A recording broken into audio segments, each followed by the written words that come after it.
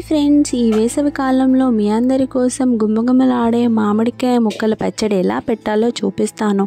దానికోసం ముందుగా ఒక 2 టేబుల్ స్పూన్ల ఆవాలు, 1 స్పూన్ మెంతుల్ని దూరగా వేయించుకోవాలి. అలా వేయించుకున్న తర్వాత ఒక గిన్నెలో 1/2 కప్ కన్నా తక్కువ కారం పొడిని తీసుకుంటున్నాను. ఎందుకంటే ముక్కలు నాకు 2 కప్పులు వచ్చాయి. ఇదే కప్పుతో కొలుచుకున్నాను కనుక. అదే 5 కప్పుల ముక్కలకి 1 కప్పు కారం సరిపోతుంది. మామిడికాయల్ని పుల్లటి మామిడికాయ తీసుకున్నాను. అలా అయితే టేస్ట్ చాలా బాగుంటుంది.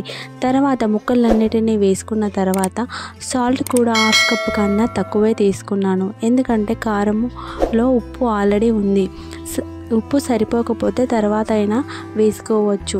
దేశీవాలి వెల్లుల్లిని బరకగా దంచుకొని వేసుకున్నాను. అలాగే ఆవపిండి కూడా అందాజతో వేసుకున్నాను. తర్వాత వెల్లుల్లి రెబ్బలు వేసుకున్నాను. దీంట్లో కొద్దిగా పసుపు కూడా వేసుకోవాలి. నేను మర్చిపోయాను, మీరు వేసుకోండి. ఇది మొత్తం కలిసేలాగా మంచిగా కలుపుకోవాలి.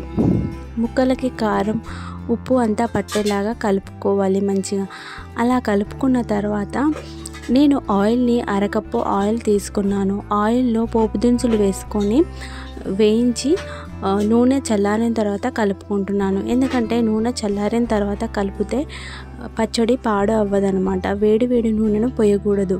ఇలా నూనె వేసుకున్న తర్వాత మంచిగా కలుపుకోవాలి. నూనె ముక్కలకి పట్టేలాగా కలుపుకోవాలి. ఇలా చేసుకున్నట్టయితే ముక్కల పచ్చడి చాలా టేస్టీగా ఉంటుంది. 2-3 నెలలు నిల్వ ఉంటుంది. కావాలంటే ఫ్రిడ్జ్లో పెట్టుకొని స్టోర్ చేసుకొని వాడుకోవచ్చు. చూసారు కదా ఫ్రెండ్స్, ఎంత కలర్ఫుల్గా ఉందో. వీడియో నచ్చితే కనుక తప్పకుండా లైక్ చేయండి. అలాగే సబ్స్క్రైబ్ చేసుకోండి, షేర్ చేయండి. ఉంటాను ఫ్రెండ్స్, నెక్స్ట్ వీడియోలో కలుస్తాను. మరిన్ని మంచి వీడియోస్ కోసం పక్కనే ఉన్న బెల్ ఐకాన్ని క్లిక్ చేయండి.